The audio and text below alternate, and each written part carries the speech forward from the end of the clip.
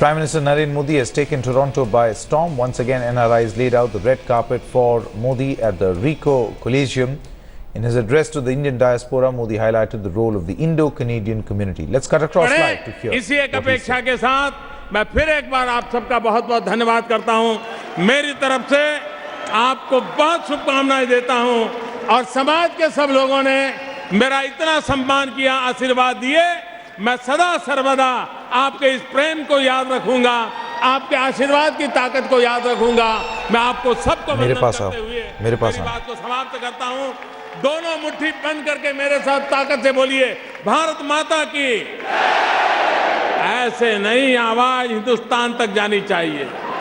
भारत माता की, भारत माता की, भारत माता की, भारत माता की, भारत माता की।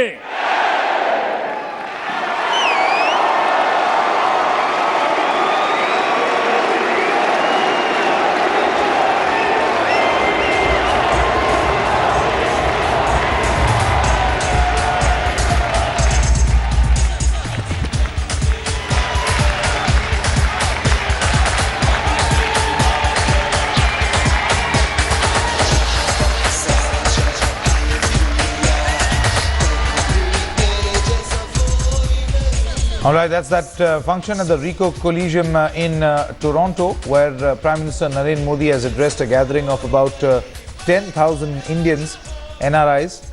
These are people who are gathered over there.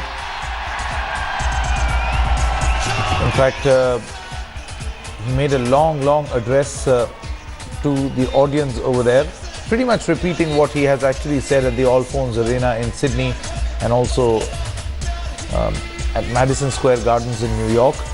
So this is almost a repeat of what Modi actually tries to do to address to the audience, particularly the NRI audience. Of course, this time around he also spoke about digital visas and how that can actually be applied. He's waving to the crowds over there who were in attendance. In just a short moment from now, we are going to play out the entire speech that Modi gave at the Ricoh Coliseum in just a short moment. There you can see that he's meeting dignitaries of the Indo-Canadian community. He has urged the citizens over there.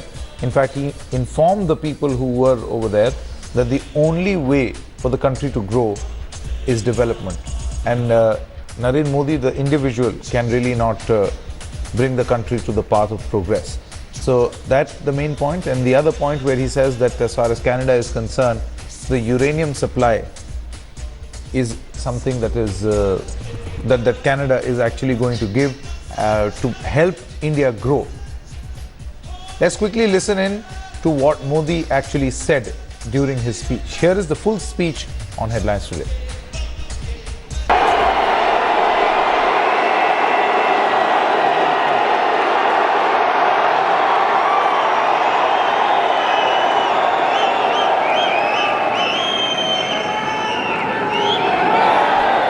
Canada के लोकप्रिय एवं सफल प्रधानमंत्री मेरे परम मित्र Shri Stephen Harper जी,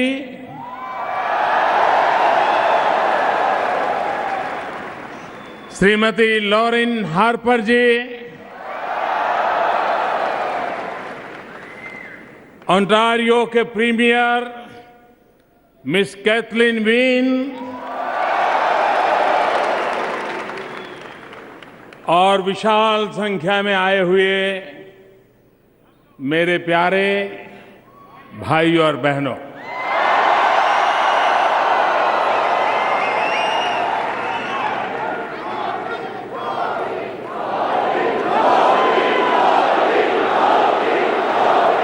आप सबको नमस्कार।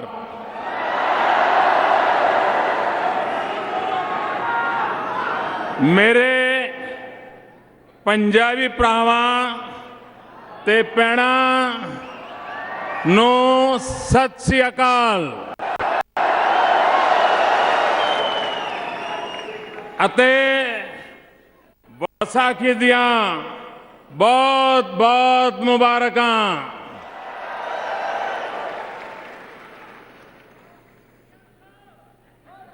केम छो?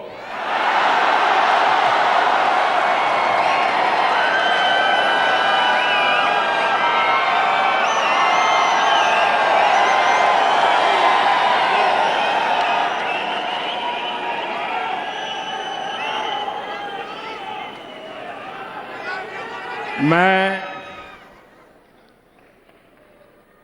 कनाडा के प्रधानमंत्री, कनाडा की जनता, उनका हृदय से धन्यवाद करता हूं। जिस प्रकार से कनाडा ने मेरा स्वागत किया है, सम्मान किया है, जिस उमंग और उत्साह के साथ उन्होंने अपने प्यार को प्रकट किया है, मैं इसके लिए प्रधानमंत्री जी का और कनाडा का हृदय से बहुत बहुत धन्यवाद व्यक्त करता हूं।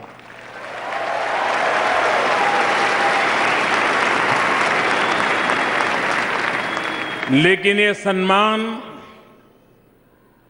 किसी व्यक्ति का नहीं है। ये सम्मान नरेंद्र मोदी का नहीं है। ये सम्मान 125 करोड़ हिंदुस्तानियों का है।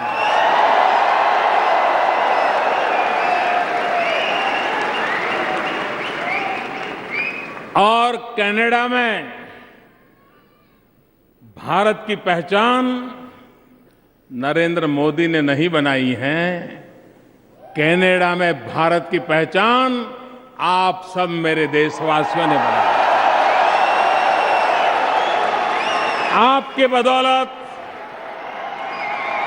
आपका पुरुषार्थ, आपका जीवन मिलजुल करके सबको साथ लेकर के चलने का हमारी परंपरा, उसको आपने भली भांति यहां पर जी करके दिखाया है। कनाडा का हर नागरिक आपके प्रति गौरव अनुभव करता है, आदर सत्कार के साथ आपका नाम लेता है। और जब दुनिया के किसी भी देश में किसी भारतीय के पराक्रम की गाथा सुनते हैं तो सीना चौड़ा हो जाता है। और कनाडा में रहने वाले हमारे भारतीयों ने अपनी सफल कारोबार के माध्यम से, अपने सफल जीवन के माध्यम से भारत की आन बान शान को बढ़ाने में बहुत बड़ी भूमिका अदा की है।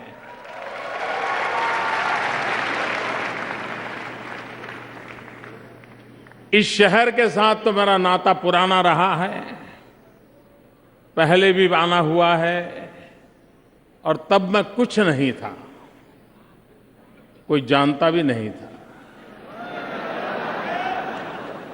तब भी शहर ने मुझे जो प्यार दिया था,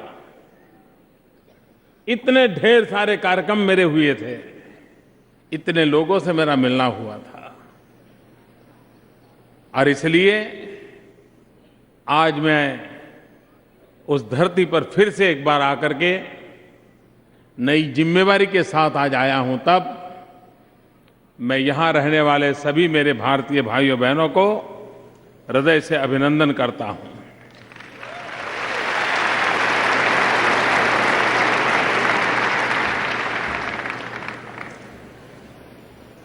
मेरा कनाडा के कारोबार से बड़ा अच्छा संबंध रहा, मेरा बहुत अच्छा अनुभव रहा। मैं गुजरात में मुख्यमंत्री रहा कई वर्षों तक, और मुख्यमंत्री के कालखंड में मैं एक वाइब्रेंट गुजरात इन्वेस्टर समिट करता था। 2003 में पहली बार किया, पूरी कल्पना नहीं थी।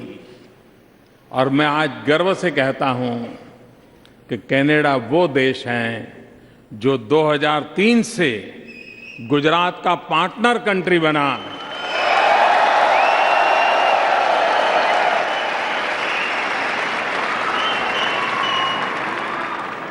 एक डेवलप कंट्री के लिए किसी देश के एक छोटे से राज्य के साथ पार्टनर कंट्री बनना, ये निर्णय छोटा नहीं होता है, लेकिन कनाडा ने वो निर्णय किया और अब तक निभाया है।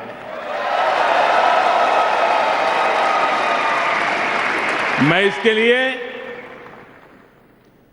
कनाडा का बहुत बहुत आभारी हूं। मैं कल रात यहां पहुंचा, कल रात चला जाऊंगा।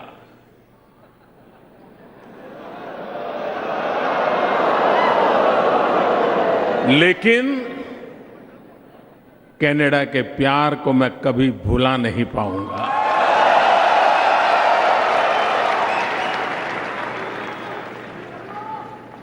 आजकल तो विमान की सेवाएं इतनी अच्छी हो गई हैं कि 15, 17, 20 घंटे में आप भारत से कनाडा पहुंच सकते हो। लेकिन भारत के प्रधानमंत्री को आने में 42 साल लग गए।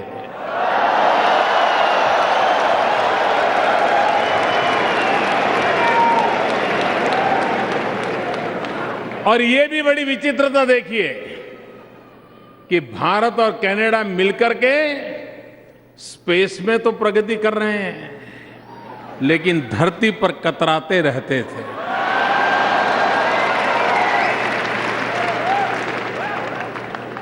जो बात 42 साल बीत गए, उसको मैंने 10 महीने के भीतर भीतर कर दिया।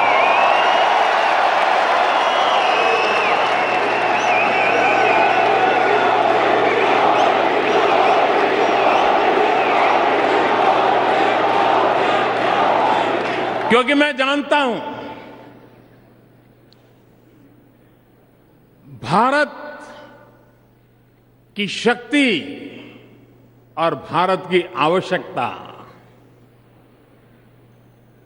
कनाडा की संपत्ति और कनाडा का सामर्थ्य, इंडिया प्लस कनाडा। आप कल्पना कर सकते हो हम दुनिया में कितनी बड़ी ताकत के रूप में उभर सकते हैं।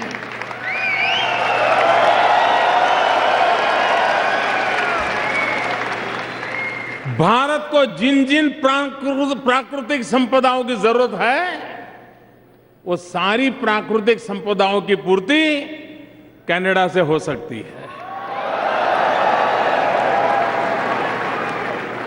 मेरे हिंदुस्तान में किसान खेत में मजदूरी करता है, मेहनत करता है, पसीना बहाता है, और जब उसको फर्टिलाइजर की जरूरत होती है तो पोटाश कनाडा से आता है।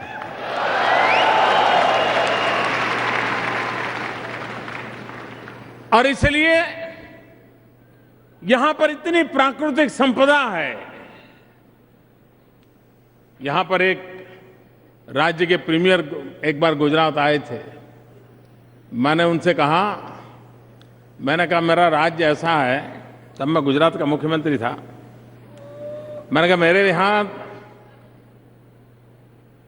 हीरे की खदानें नहीं है, डायमंड की खदान नहीं है, लेकिन मेरे लोगों का कौशल्य ऐसा है, एंटरप्रेन्योरशिप में इतना दम है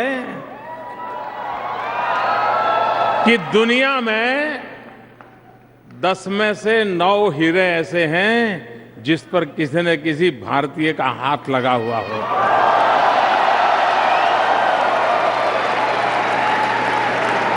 उनको मैंने कहा आपके पास हीरे की खदानें हैं, कच्चा हीरा मुझे दे दीजिए, मैं आपको मूल्य वृद्धि करके वापस लौटा दूंगा। और आपके कच्चे हीरे पर हिंदुस्तान के पसीने की महक दुनिया में आपकी ताकत को 4 गुना बढ़ा देगी। ये सामर्थ्य है 2 देशों में। इन सामर्थ्य को जोड़ने का एक नया युग आज प्रारंभ हुआ है।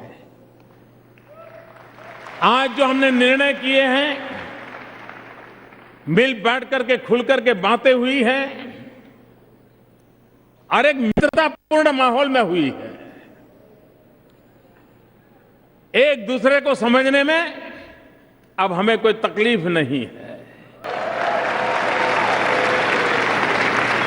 और इसलिए मैं आपको विश्वास दिलाता हूं, इंडिया और कनाडा का ये संसार बहुत लंबा चलने वाला है।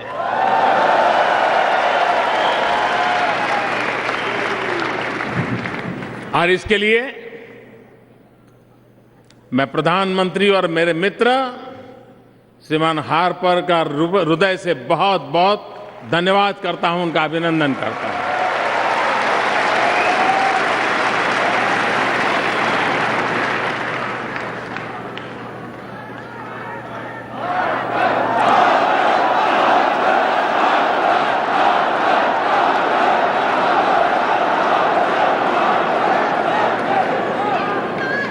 भाइयों बहनों,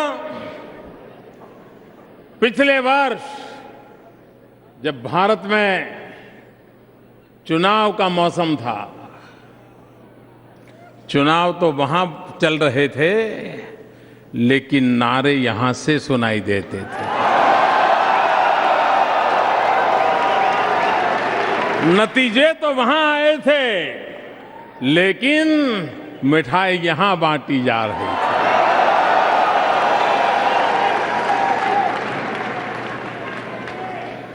वहां पर लोग दिन में मना रहे थे, आप आधी रात में मना रहे थे।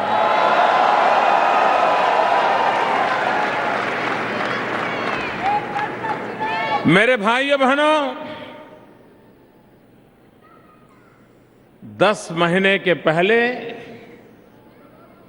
सिर्फ सरकार बदली थी, लेकिन आज मैं 10 महीने के बाद कह सकता हूं कि जन जन का मन भी बदला है।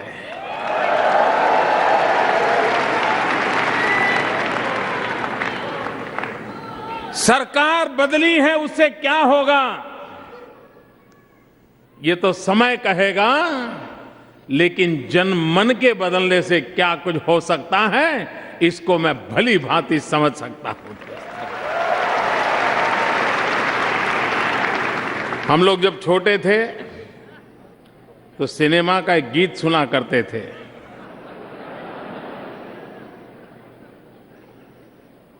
देख तेरे संसार की हालत क्या हो गई भगवान, कितना बदल गया इंसान। उस समय एक पीड़ा थी, व्यथा की बात थी उस गीत में।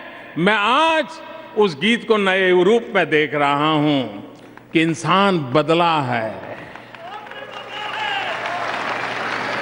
उस समय पीड़ा थी, कितना बदल गया इंसान, और मैं आज गर्व से कहता हूं कितना अच्छा बन गया इंसान। बदला है, बदला है। कोई कल्पना कर सकता है? मैंने देश के गरीब भाइयों बहनों को कहा कि आप बैंक में खाता खोलिए, बैंक में खाता खोलिए। हमारे यहां मेरे जन्म से पहले ही बैंक तो चल रही थी, देश आजाद होने के बाद भी बैंक चल रही थी। कांग्रेस सरकार ने, श्रीमती इंदिरा गांधी की सरकार थी, तब बैंकों का राष्ट्रीयकरण कर दिया था ताकि बैंक गरीबों के काम आए। लेकिन उसके बावजूद भी 10 करोड़ से अधिक परिवार ऐसे थे, यानी करीब करीब 40% से ज्यादा जनसंख्या ऐसी थी जिनके नसीब में बैंक का खाता खोलना नहीं था। मैंने 15 अगस्त को घोषणा की थी कि मुझे बैंक में खाते खुलवाने हैं, और एक जमाना था, आप भी हिंदुस्तान में रहे हैं, बैंक में जाते थे तो बैंक का अफसर नीचे से ऊपर देखता भी नहीं था।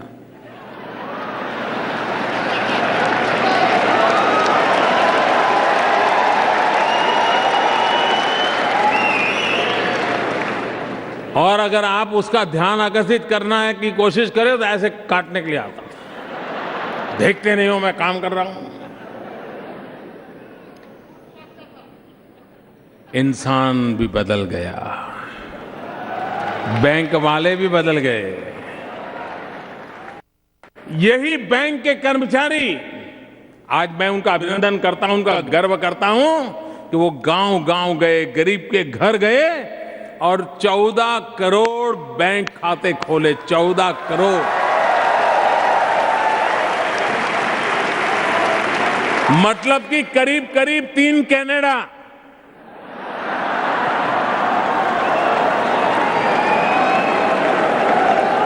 और ये काम 100 दिन में पूरा किया उन्होंने, 100 दिन के अंदर पूरा किया। इंसान बदला है, भारत का जनमन जो बदला है, ये उसका उदाहरण है। सरकार सिर्फ नहीं बदली है, जनमन बदला है। जब बैंक खाते खोलने की बात आई तो स्वाभाविक था कि गरीब के पास पैसे नहीं, बैंक खाता क्या खोलेगा। और इसलिए हमने कहा था कि जीरो बैलेंस से अकाउंट खोलेंगे, जीरो बैलेंस से। बैंक वालों के थोड़ा शुरू में तो ये था कि भाई ये क्या कर रहे हो आप। हमने कहा क्या जाता है भाई, 2 कागज पे उनका नाम लिखना है, बैंक अकाउंट खोलना, जाता क्या है तुम्हारा। नहीं, बोले कुछ तो देना चाहिए उसने। हमने कहा क्या देना है। उसने पसीना बहाया है देश के लिए, क्या लेना है, दे दो, बैंक का खाता दे दो। मैंने गरीबों को कहा था कि आपने पैसे बैंक में रखने की जरूरत नहीं, खाता खोल दीजिए, फिर आगे देखेंगे। लेकिन मेरे नौजवान साथियों, दोस्तों, जनमन बदला है तो कैसे बदला है। मैंने गरीब को कहा था कि तुम्हें बैंक में पैसे डालने की जरूरत नहीं है, मुफ्त में खाता खोल देंगे। लेकिन गरीब की अमीरी भी तो कुछ चीज होती है। गरीब की अमीरी की भी अपनी एक ताकत होती है। और मैं आज गर्व से कहता हूं और उन गरीबों के सामने मेरा सर झुका करके उनका अभिनंदन करता हूं, उन्होंने 14,000 करोड़ रुपया बैंक में जमा करवाया।